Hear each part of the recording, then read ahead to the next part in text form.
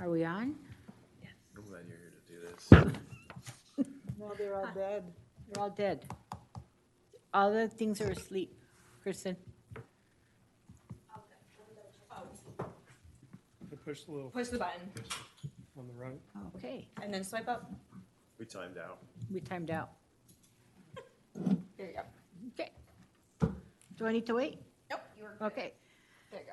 Okay, I'm calling the meeting for the Shoreline Task Force to order. Let's start with the Pledge of Allegiance. I pledge allegiance to the flag of the United States of America and to the republic for which it stands, one nation, under God, indivisible, with liberty and justice for all. All right.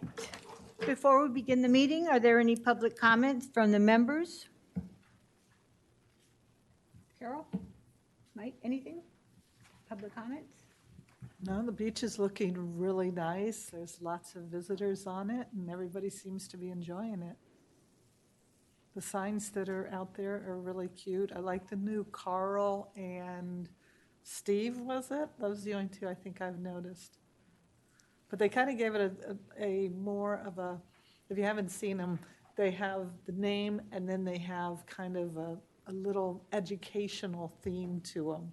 And the name Carl or whatever, just, it sticks in your head for whatever reason. Those are nice signs. You did a good job. Anything else? Public? All right, the first item on the agenda is discussion and approval of the minutes from the regular meeting from July 12th. Do I have a motion? I'll make a motion to approve the minutes from July 12th. I'll second. All right, we have a motion and a second to approve the minutes. Any discussion? All those in favor? Aye. Aye. Opposed? Next item is an update and discussion of the final report and recommendations received by the Coastal Management Program, Cycle 24 update on the study. Christina. All right. Can I have the PowerPoint, please? Okay, so the city was awarded funding in the Coastal Management Program Cycle 24 to do an updated study on our beach and dune system. So the project started in 2020 and it was awarded to Integral Consulting, and we just received the final report from them in June, and that was emailed to y'all a couple weeks ago. Brief intro. So it was conducted into phases. So I'm going to go through each of the phases, about the phase, what they kind of did, the conclusions, and then the recommendations. So phase one was to characterize our beach and dune state, our current beach and dune state. So they compiled previous beach and dune surveys and then actually conducted a current one in June of 2021. And so they took the historical conditions and examined the beach profiles and various morphometrics from the 25 profile locations within the city. This analysis included long-term, short-term, shorter term, and then even shorter term. So 90-year, 20-year, and 2-year evaluations and assessments. The conclusion for this first phase was with the exception of several specific locations, primarily in the northern portion of the study area, the beaches and dunes are robust, which is great. And this is due to the city's regular beach renourishment and dune planting. So, the recommendation is just to keep this up, and we'll talk more about that in the next phases. So this first phase was pretty basic, gathering a bunch of the data. Here's a map of the profile locations. So 1 is on the bottom there, and then 25 is at the northern end of the city limits. And then your plot on the right hand is just an example. We went through this many times. I just wanted to show an example of what one of the outputs of this phase one was. And this is the profile of, specifically the profile location of number 6, which is closer to the southern portion of the city. And you can see there in this plot, they had from the different surveys, various surveys, they took from 95 all the way to the most recent one in 2020. So, and that was We had shared, that's on our current, there's the whole website for the study, and we had previously shared where you can, it's an interactive website where you can go to all the plots. So that was phase 1. Phase 2 was looking at the various hazards and the vulnerabilities on South Padre Island. So coastal hazards that we see include tides, waves, sea level rise, and related storm conditions. So they collected data from these various hazards, and they performed a coastal erosion assessment. So they evaluated the erosion on South Padre Island, not just what the erosion rate is, but they took into account projected storms. So how would our beach interact with erosion, and if we had a storm? So they used different wave events and sea level rise scenarios. So they used a 2-year, a 10-year, and a 100-year wave event. And then they also utilize 2020 sea level rise, so that would just be present data, 2024 sea level rise, and then a 2070 sea level rise scenario.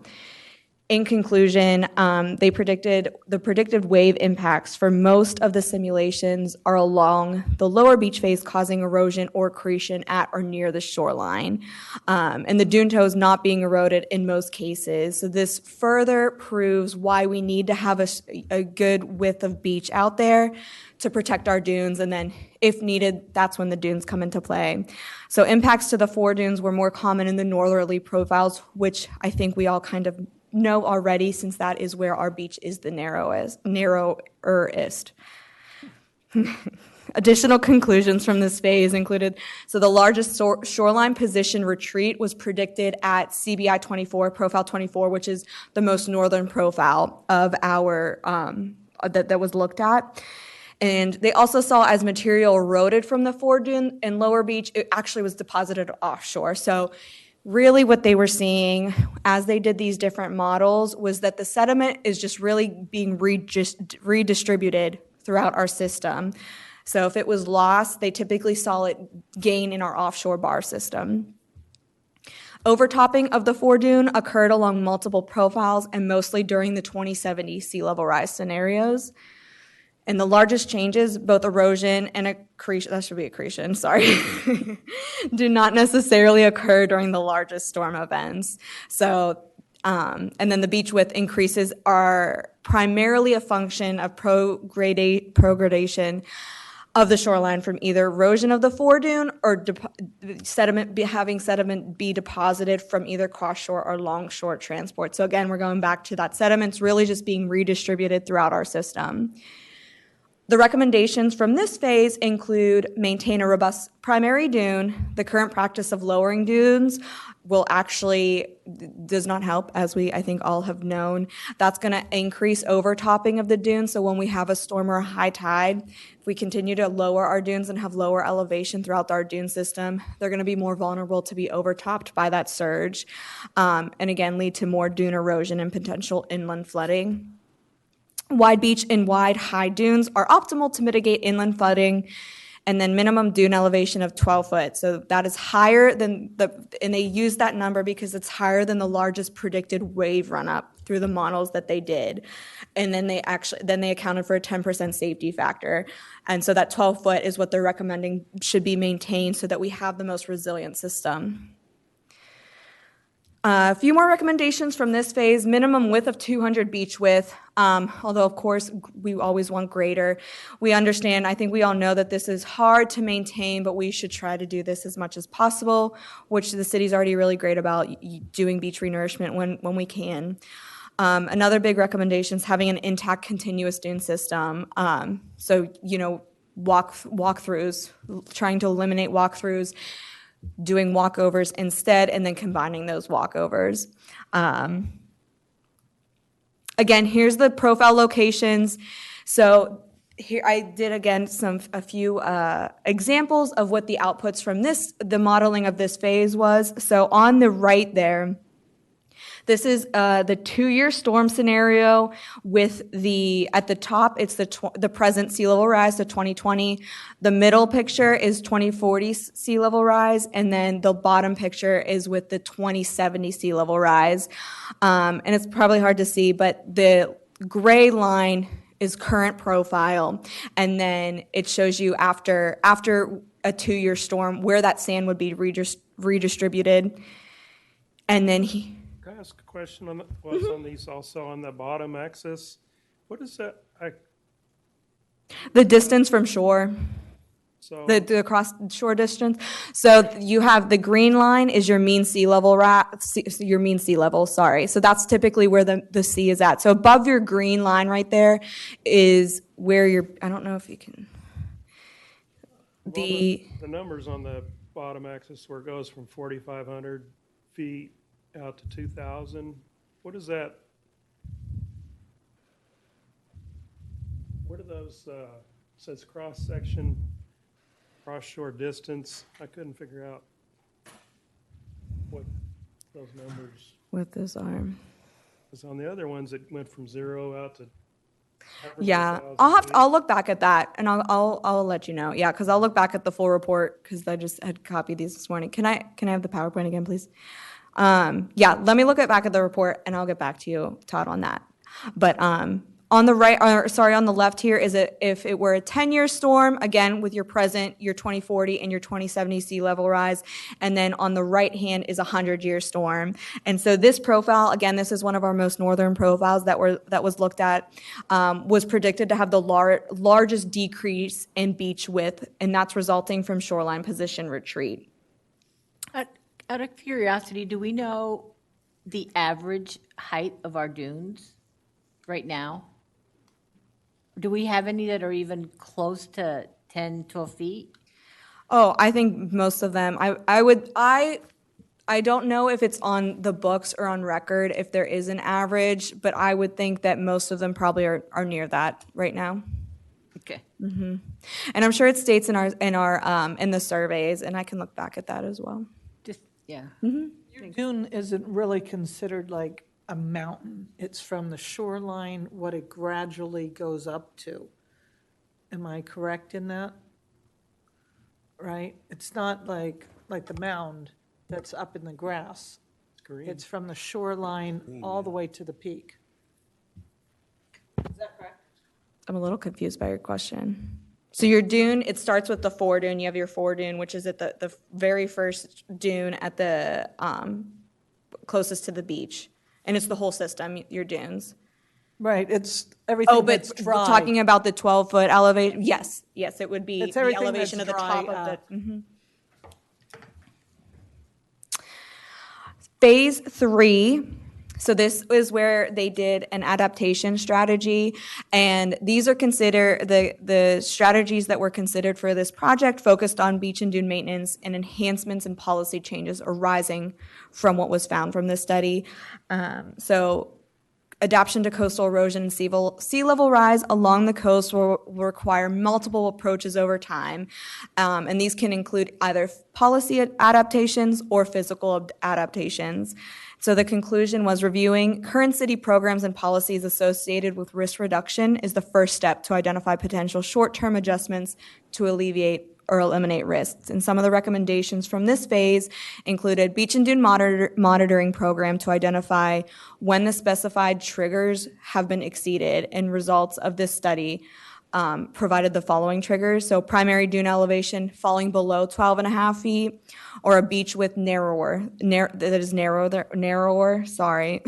200 feet. And so that was the first one.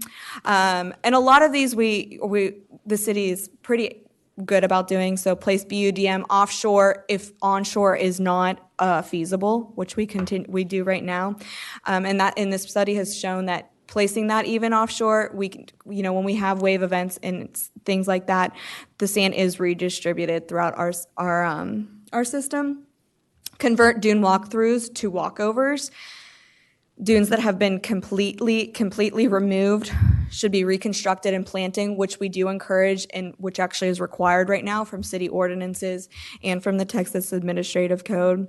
And then as sea level rise increases, the rate of renourishment to maintain a resilient beach and dune system is actually going to increase. So at some point between this and storms, it's going to become pretty challenging to rely on renourishment alone. So knowing that is our likely condition at some point, planning for the next stage should begin early on, and then undertake a comprehensive vulnerability study to fully understand the current and future vulnerabilities to the community's assets and resources. And this ideally would include an assessment of specific locations where walkways through the dunes exist or areas where the dune has been removed, so that we can look at those areas specifically and work to make those areas more resilient. Probably hard to see, but this is this was included in the final plan. This is the adaptation pathway. So you have your strategy, what's going to trigger that strategy, and then other considerations. And then on the right hand, you have your timeline of how long is it going to continue? Is it continuous or is it going to stop? And then you have at the top, you have current ones, so the dark green is more what we should be doing or looking at right now. Lighter green is near-term policy changes, and then as you go further down the line, it's the longest. It goes nearest term, what we should be looking at, and then the longest term. The final phase was the beach maintenance plan, and so this was just to develop a set of guidelines and rules to assist with developing and making sure we're maintaining a stable system, dune system. It was divided into 4 sections. The first is regulatory and planning. Second was dune establishment, repair, restoration. Third was management techniques, and this included walkover construction, access paths, invasive plant management, and then a summary and recommendations. And so those recommendations included, a lot of this again is, I think we all have talked about before, but reducing the number of permitted walkways and convert walkways to walkovers, and then when possible, combine walkovers, sorry. Limit or restrict dune sculpings, so that decreases the height. So if someone wants to lower our dunes, we probably should rethink that if we really do want to have the most resilient system for protection. Consider additional funding for dune restoration activities, which is something that we have been pretty good about doing. We had the dune restoration through CMP cycle 24, and then we're putting in another proposal for the next cycle. Continue public involvement activities. Increase access restrictions to current and future dune beach restoration and enhancement projects. Implement a compliance program to identify and remediate any unauthorized paths and trails, and then consider changes to city ordinances to ensure restoration of dunes removed by property owners is mitigated for. And these were just some of the outcomes that they showed in the maintenance plan. The one on the right is making sure if you're going to have a path or a walkover, having it properly aligned so that if it's in the direction of the prevailing wind, it most likely is going to get covered with sand and it would be more likely to be inundated with water. So properly placing things with nature rather than against nature, pretty much. So, and that is the wrap up. Sorry, Abby, I know you'd missed the first 2 the phases, but we can recap if. No, I reviewed it before. Okay. So I'm up to speed on it. Thank you. Okay. Mm-hmm. So question is, what policy changes can we work towards? That was one that got repeated quite a bit. Probably the biggest one that was continually again mentioned in this final report and in the plan is we currently have an ordinance that if your dune is above 15 feet of elevation, you have to prove it, of course, you have to have a survey, but you can go out there and lower it down to a minimum of 10 feet. So that's probably one of the biggest ones that would be the first policy change that would be needed. Or recommended, I guess. On that little PowerPoint slide that you had where you had like the green stuff and the red stuff, Mm-hmm.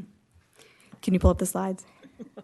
go back. Yes. That This one. one. That one, the one that we couldn't read, the Yes. green and the red, that's all I could see. There's one that's like stuff to do now, right? Is that the second bar?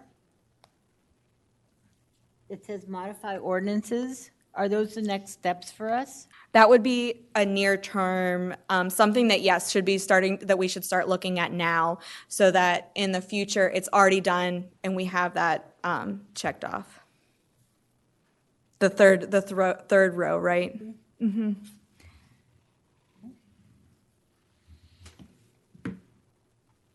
How do we get more sand? I think we've talked about this a little bit. Currently, we have where we do the dredging routinely, and that's great. And I think when you and I discussed this, there was something that basically, why can't we put a pump out there and bring in our own sand? And you said there was some sort of permitting or something. Is that something that we could, obviously, anytime you're dealing with permitting in GLO, it takes time, but maybe that's something we could start? So it really comes down to cost. So what we do currently, we work very closely with the Corps of Engineers and the General Land Office. When the Corps goes out and does their dredge that they're going to do anyway, we pay for that small cost to place it on the beach instead of them just dumping it offshore. We do lease a couple areas offshore where there has been shown that that's beneficial sediment that we have that we could utilize, but it would be solely on the city's responsibility to pay for that. The GLO, we have our grant agreement for renourishment, but that would be very costly because the city would then be the ones to go out and procure a dredging company to come in, dredge that material, and place it on shore. So it really comes down to a cost. And I wasn't picturing a dredging company and pumping on the scale that they are doing. I was picturing more something like construction projects when they have sump pumps because of, they're having water leakage or whatever. We're talking one person manages it type of thing. It doesn't do a lot, but over time, it's amazing what it does do. From where would this material be coming from? Straight east, out in the ocean there, out in the Gulf. Can we bring the sand that's out in the Gulf and put it on our beach? That would past the third sandbar, basically. So you're not going out that far. You're talking about probably in the summer when there's no waves, obviously not in the middle of, the northerlies that we get. we would have to first obtain a GLO subsurface lease, which is what we have done on the offshore areas that we have. And actually, you'd have to first do a study to make sure that it's beach quality material. So you'd need to do the study to prove it's beach quality material, get a subsurface GLO lease to permit that area, and then also amend our current renourishment permit with the Army Corps of Engineers to include those areas after those steps. And then we would also have to contract whoever to get the sand, but it would most likely have to be a dredge. Yeah, I'm still not really pitching a full dredge, but, because there's more like some pumps that, like a pool thing that just goes out and goes, and pumps it out. Obviously a little bit bigger, but somewhere in between is what I'm picturing.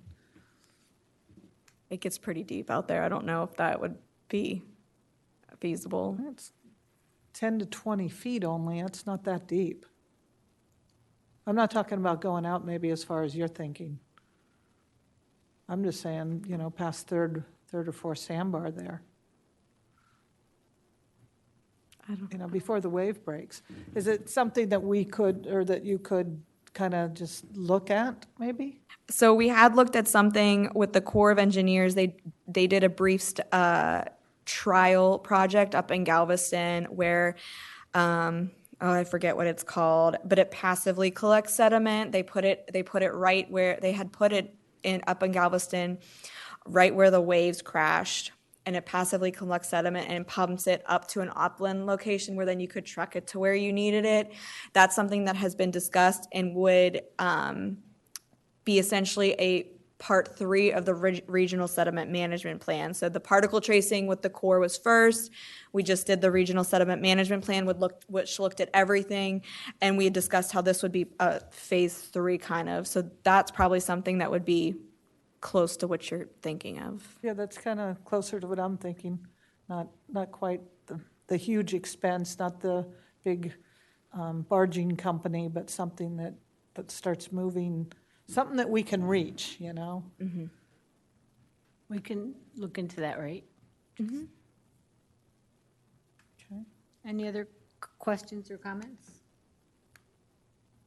Well, is there beach quality sand available on the land somewhere where it could be, you buy sand and bring it? So we, I'll use an example, Sandcastle Days. That's beach quality sand. We bring that in and that gets trucked in from a local sand pit. It comes back down to cost. It's like $250 for just 14 cubic yards. And when we renourish our beach, it's like $350,000. So it comes back to cost. Yeah, that's one pickup truck or dump truck full. That's- Mm-hmm. Yeah, not much. On the beach walkovers, there's a lot of the homes that are basically joined, you know, they're not separate individual houses. So they're 50, 75, maybe 100 feet wide, and there is a beach walk for each one of these. And kind of like Wanna going north. Is there a way that we could start combining those? Maybe give an incentive of a tax break or something for somebody to give up their beach walkover? Or combine it that instead of each person having one centered at the middle of the house, you know, that like two of them share type of thing. So it would probably be pretty difficult to backtrack and do ones that have already been constructed. There would probably have to be a policy change with that, and then that's a cost at the owner's expense that they probably do not want to do since they already have it.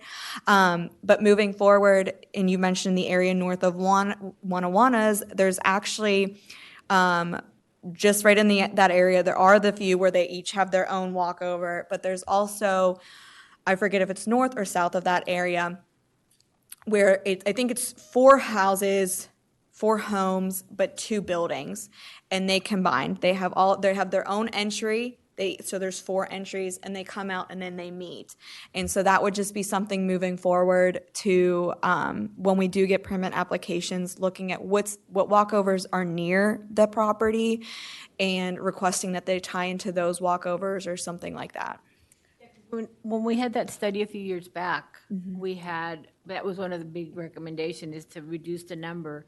And we have offered or suggested that we kind of combine, and we do get pushback on some of them, but we have been trying to Yeah, get those. it's in our Shoreline Master Plan that we were going to be going that direction or with the recommendations.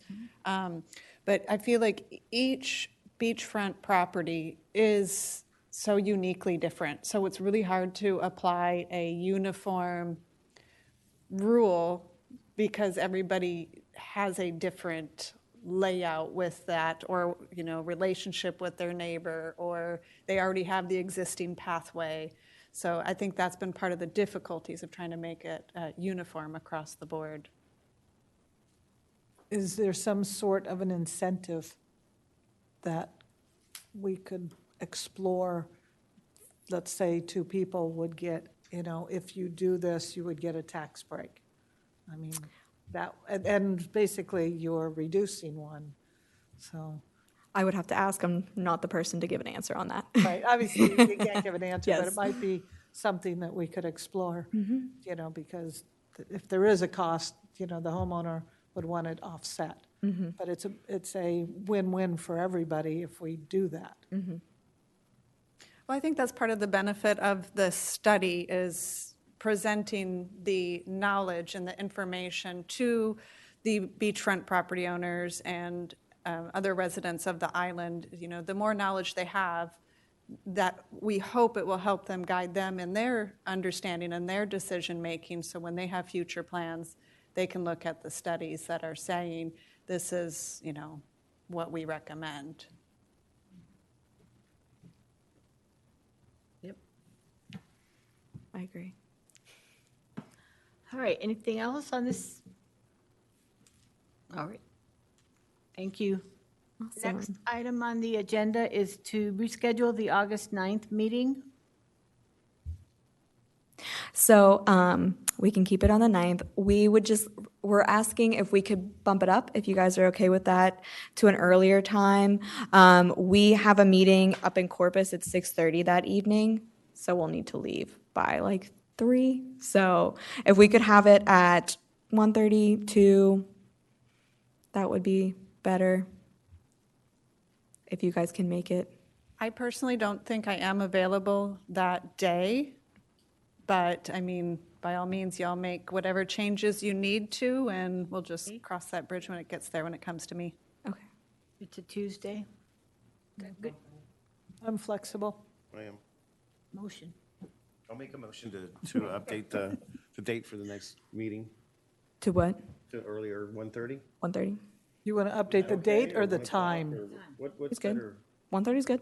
Okay, 1:30 Or a different day? on August 9th. Do you want to try and catch a different day? Christina? Do you want a different day or just a earlier time? Whatever works for you guys, that day is our regular scheduled, so if we need to move the date so that we can meet the 3 o'clock time, we can do that too. Next week. How does your schedule work for a different day? I don't know, to be honest with you. My daughter needs to restart her physical therapy, and they said they were able to schedule her the 9th, but they were going to have me on a call-in basis beforehand. So personal problem, I don't know what my schedule is. So I don't want anybody to have to make a decision around my availability or lack thereof. Sorry. Monday? I don't know. Okay. I won't know until August 1st, maybe, what her new schedule will be. Well, your motion was not seconded yet, so. Yeah, it was, Are we no. looking, huh? So your motion was to do it on the 9th earlier, right, on Tuesday. If we change the day, we would have to check availability of this room and everything, right? It's good. There's availability. Do I hear a second? I'll second. So we have a second and to have the August 9th meeting at 1:30. 1:30. All those in favor? Aye. Aye. All those opposed? Anything else on the agenda that passed? Anything else before we adjourn? Meeting's adjourned. Thank you all for coming. I thought you were like working or something. I'm always working, and that's